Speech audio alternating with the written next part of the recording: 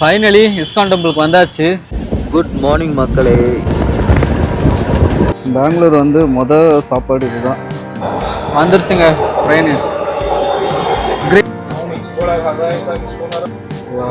செம building.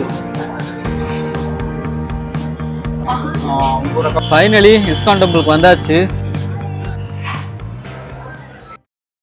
Time வந்து 8:45. Platform number 3ல் நிற்கிறேன். இன்னும் ட்ரெயின் வரதுக்கு ஒரு ½ hour இருக்குது.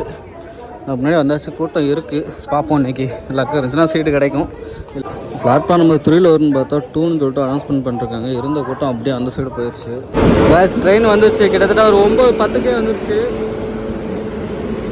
கூட்டம் பயங்கரமாக ட்ரெயின் ஏறியாச்சு. சீட்டும் பிடிச்சாச்சு. இப்போ அடுக்கிறதுக்கு பார்க்கலான்னு பார்த்தா கூட்டம் பயங்கர கூட்டம். ஃபுல்லாக சிட்டிங்ஸ் தான். ஒன்றும் பிரச்சனை இல்லை. உட்காரதுக்கு இடம் கிடச்சிச்சு. அதே போதும். குட் மார்னிங் மக்களே. இந்த லொக்கேஷனை பாருங்கள், வேறு லெவலில் இருக்குது. ஏர்லி மார்னிங் பார்க்கும்போது சூப்பரான ஒரு வியூங்க.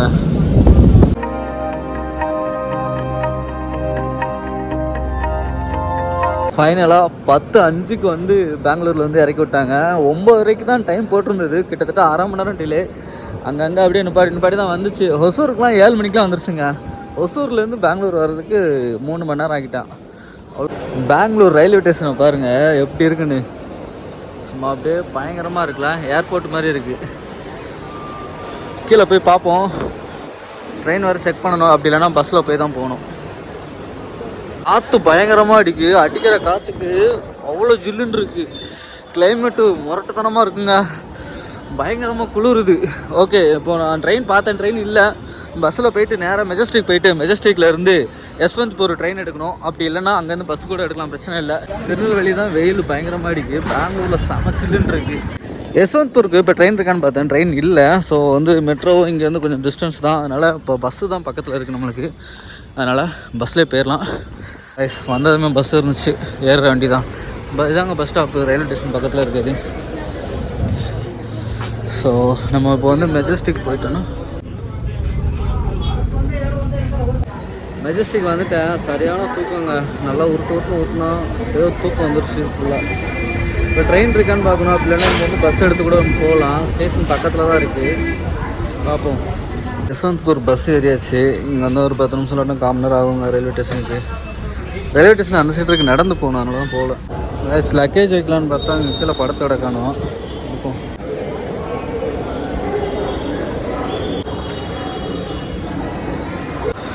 இப்போ இதில் வைக்கல. இதுக்காக யஸ்வந்த்பூர் வந்தோன்னா இங்கேருந்து நம்ம வந்து இஸ்கான் டெம்பிளுக்கு போக போகிறோம். ஸோ இங்கேருந்து மெட்ரோ எடுத்து இஸ்கான் டெம்பிள் வந்து பக்கம் தான். அதனால தான் யஸ்வந்த்பூர் வந்தேன். ஸோ லக்கேஜ் வைக்கலான்னு பார்த்தேன். ரேட் அதிகமாக இருந்துச்சு. இது வைக்கல. 120 ரூபா கேட்குறாங்க 6 மணி நேரத்துக்கு. காலையிலேருந்து எதுவுமே சாப்பிடல. ஃபுல்லாக அப்படியே ட்ராவல்லே வந்துட்டேன். இங்கே ஏதாவது சாப்பிட்டுட்டு அப்படியே கிளம்பும்.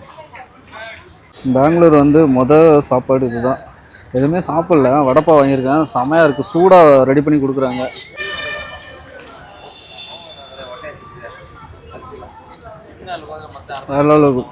செம டேஸ்ட்டாக இருக்குது. எங்கே இருக்குன்னா கரெக்டாக வந்து யஸ்வந்த்பூர் ரயில்வே ஸ்டேஷனுக்கு வெளில வந்தேன்னா மெட்ரோ ஸ்டேஷன் இருக்கும். ஸோ அதுக்கு பக்கத்தில் உள்ள கடை தான். டிக்கெட் எடுத்தாச்சு. இதுதான் காயின் மாதிரி இருக்கும். கொடுத்துட்டு அப்படி உள்ள போய்க்கலாம். 10 ரூபா தாங்க டிக்கெட்டு. நம்மளுக்கு பக்கம் நம்ம போய்க்கலாம்.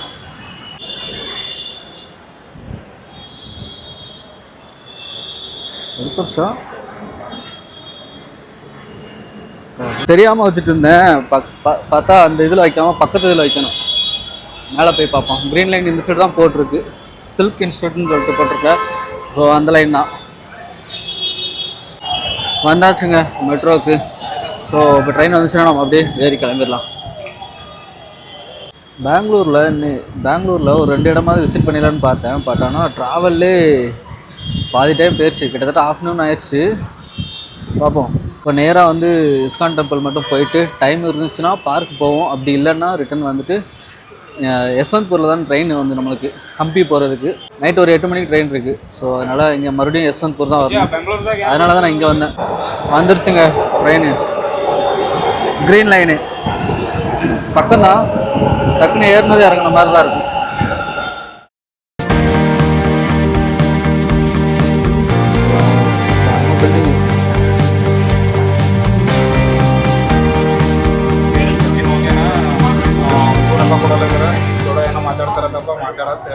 அவ்வளோதாங்க, ஒரு 2 நிமிஷம் டக்குன்னு வந்தாச்சு.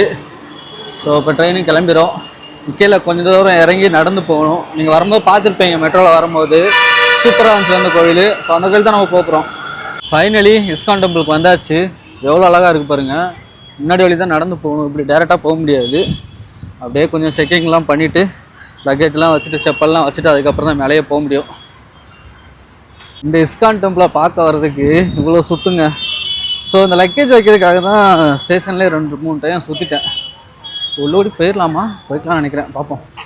பேக் எதுவும் கொண்டு போகக்கூடாது, செப்பல் எதுவும் போட்டு போகக்கூடாது, எல்லாமே இங்கே கவுண்டரில் கொடுத்துட்டு அதுக்கப்புறம் தான் உள்ளே போக முடியும். ஸோ அப்படியே ஒன்று பார்ப்போம். லக்கேஜ் வச்சுட்டு டோக்கன் வாங்கியாச்சு. இது வந்து கோயிலுக்கு போயிட்டு ரிட்டன் வெளியில் வரும்போது இங்கே வந்து லக்கேஜ் வந்து எடுக்கிற மாதிரி, அதாவது செப்பல் எடுக்கிற மாதிரி. செப்பல் போடணும் உள்ள. 5 ரூபா டிக்கெட்டு செப்பல் கவுண்டருக்கு. அதாவது ஒரு பர்சனுக்கு 5 ரூபா, 2 பேர்னா 10 ரூபா அந்த மாதிரி வரும். இங்கே பாருங்கள், இந்த மாதிரி சாக்கில் தான் நம்ம செப்பலை வந்து எடுத்து கொடுக்குற மாதிரி இருக்கும். அப்புறம் வந்து ஒரு டோக்கன் ஒன்று கொடுத்துருவாங்க. இப்போ போகும்போது கொடுத்து கேரி பண்ணிக்கலாம்.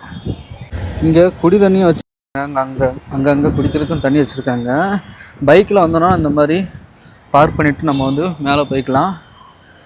நடந்து வந்தால் அப்படியே சுற்றி போகிற மாதிரி இருக்கும். அப்படியே பொறுமையாக பார்த்துட்டு, இப்போ அந்தளவுக்கு கூட்டம் இல்லை, அதனால் அப்படியே பொறுமையாக பார்த்துட்டு போகலாம். நான் வந்திருக்கிறது வந்து வீக் டேஸில் தான் வந்திருக்கேன், அதனால் பெருசாக கூட்டம் இருக்காது. இதே வீக்கெண்ட்லேயோ இல்லாட்டினா ஒரு முக்கியமான ஃபெஸ்டிவல் டைமில் வந்தீங்கன்னா கூட்டம் பயங்கரமாக இருக்கும். அதுக்கு தான் இவ்வளோ இது சுற்றி விட்டுருக்காங்க. ஏன்னா க்ரௌடு ஜாஸ்தியாக இருந்துச்சுன்னா மேனேஜ் பண்ணணும்ல, அதுக்காக தான். பாருங்கள், போகிற உள்ள ஃபுல்லாக அப்படியே கார்டன் செட்டப்லேயே வச்சுருப்பாங்க. நிறையா ஃபோட்டோஸு அதெல்லாம் எடுக்கிற மாதிரி தான் வச்சுருப்பாங்க. தெரியுது பாருங்கள், இதுதாங்க அழகான இந்த இஸ்கான் டெம்பிள். எவ்வளோ பியூட்டிஃபுல்லாக இருக்குது பாருங்கள். இந்த இடத்த பாருங்கள், எவ்வளோ அழகாக இருக்குது இந்த கோயில். சூப்பராக இருக்குல்ல. இஸ்கான் டெம்பிள் பெங்களூரில் இருக்க ஒரு முக்கியமான ஃபேமஸான ஒரு கோயிலுங்க. இந்த கோயிலை தான் நம்ம பார்க்க போகிறோம். வாங்க, உள்ளே வந்து வீடியோ அலௌடு கிடையாது, வெளியில் தான். ஸோ முடிஞ்ச வரைக்கும் காட்டுறேன். பெங்களூர் கிளைமேட்டு தாங்க, வேறு லெவலில் இருக்குது கிளைமேட்டு. ஸோ ஆக்சுவலாக இது வந்து கிருஷ்ணர் கோவில். இஸ்கான் டெம்பிள் வந்து கிருஷ்ணரோட கோவில் தான். ஸோ போய் பார்ப்போம். உள்ள வீடியோ அலௌடு கிடையாது, இதுவரை தான் அலௌடு.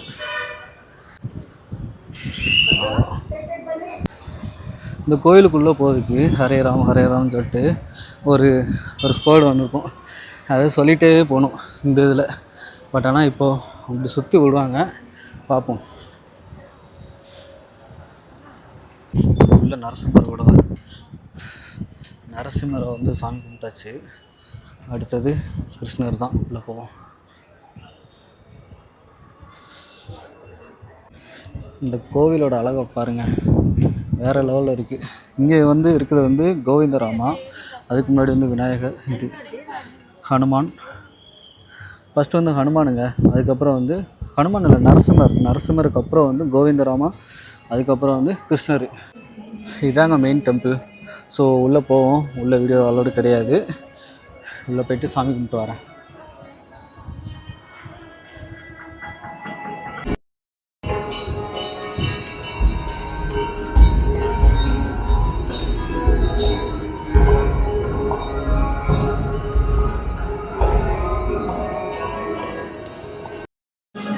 இங்கே வெளில வந்ததுமே பார்த்தீங்கன்னா ஸ்வீட்ஸு அதெல்லாம் வச்சுருக்காங்க.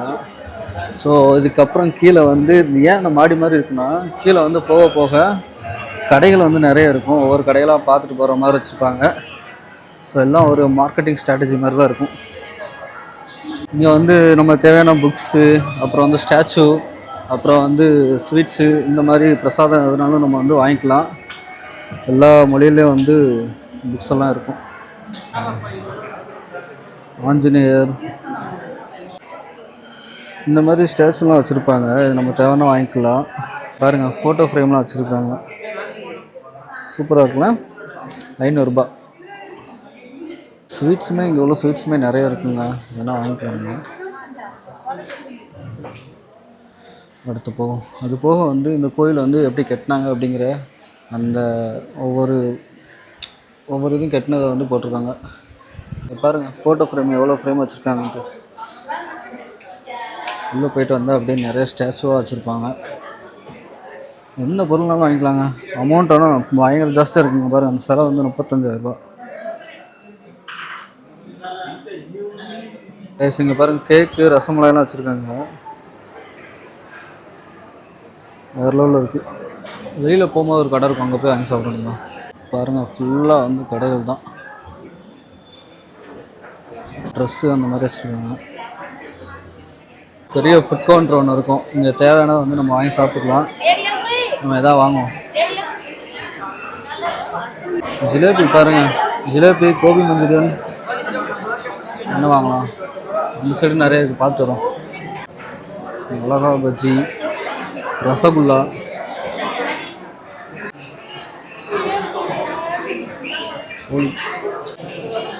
ரசமலாய் வாங்கியாச்சு 60 ரூபா. ரசமலாய் வாங்கிட்டு எங்கே வச்சு சாப்பிட்ணுன்னு தெரில, ஆட்களாக இருக்காங்க. ஃபைனலாக ஒரு இடத்த பிடிச்சாச்சு சாப்பிட்றதுக்கு. இங்கே பாருங்கள், செம்ம டேஸ்ட்டாக இருக்குது. ஆனால் ஜில்லுன்னு இல்லை. ரசமலாய் எப்பவுமே ஜில்லுன்னு தான் சூப்பராக இருக்கும். ஜில்லுன்னு இல்லை. நாங்கள்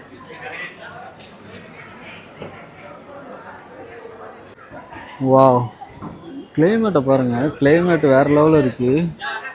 வெயிலே இல்லைங்க, சுத்தமாக வெயில் இல்லை. லைட்டாக அடிக்குது, அதுக்கப்புறம் அப்படி நின்றுது. பட் ஆனால் அந்த இடம் வேறு லெவலில் இருக்குது பாருங்கள். ஆக்சுவலாக நம்ம இந்த கோயில் தூண்டுட்டு சுற்றி வரும்போது நிறையா மார்க்கெட் மாதிரி பார்த்துருப்பீங்க பர்ச்சேஸ் பண்ணுறதுக்கு. அது போக லாஸ்ட்டில் ஃபுட் கோர்ட் மாதிரி இருந்திருக்கும். அது போக வந்து இங்கே வந்து பிரசாதம் கொடுப்பாங்க. ஸோ பிரசாதம் அப்புறம் வந்து கீழே வந்து அன்னதானம் இது பண்ணுவாங்க.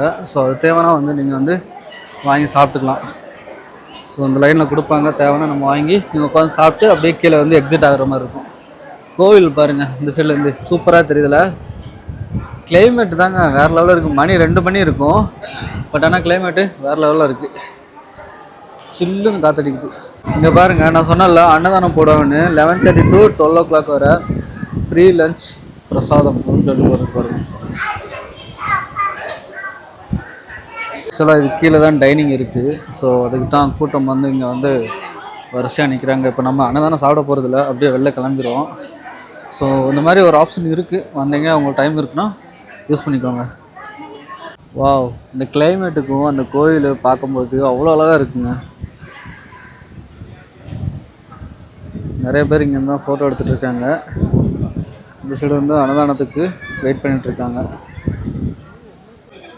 அவ்வளோதான் கைஸ், இந்த வீடியோ நான் இதோட முடிச்சுக்கிறேன். இப்போ வந்து நேராக வந்து மறுபடியும் மெட்ரோ எடுத்து நம்ம வந்து லால்பாக் கார்டன் சொல்லிட்டு ஒரு பிளேஸ் இருக்குது. ஸோ அந்த கார்டன் தான் போக போகிறோம். பார்ப்போம். Bye bye. இந்த வீடியோ உங்களுக்கு ரொம்ப பிடிச்சிருந்தா மறக்காமல் லைக் பண்ணி ஷேர் பண்ணிடுங்க. நான் உங்களை அடுத்த வீடியோ சந்திக்கிறேன். Tata, bye bye, see you. நீங்கள் இந்த இஸ்கான் டெம்பிளுக்கு வந்து என்ன மோஸ்ட்லி வந்து எல்லா ஃபெசிலிட்டியுமே இங்கே இருக்கும். கார் பார்க்கிங்கு, அப்புறம் வந்து நம்ம வந்து லக்கேஜ் வைக்கிறதுக்கு, அப்புறம் வந்து பாத்ரூம் ஃபெசிலிட்டி எல்லாமே இருக்குது. ஸோ எந்த பிரச்சனையுமே இல்லை. ஃபேமிலியோடு நீங்கள் வந்து தாராளமாக வந்து இந்த கோயிலுக்கு வந்து வரலாம். நம்ம ரிட்டர்ன் போயிட்டு உள்ளே போனோம்னா செப்பல் பேக்கெல்லாம் வாங்கிட்டு அப்படியே கிளம்பலாம்.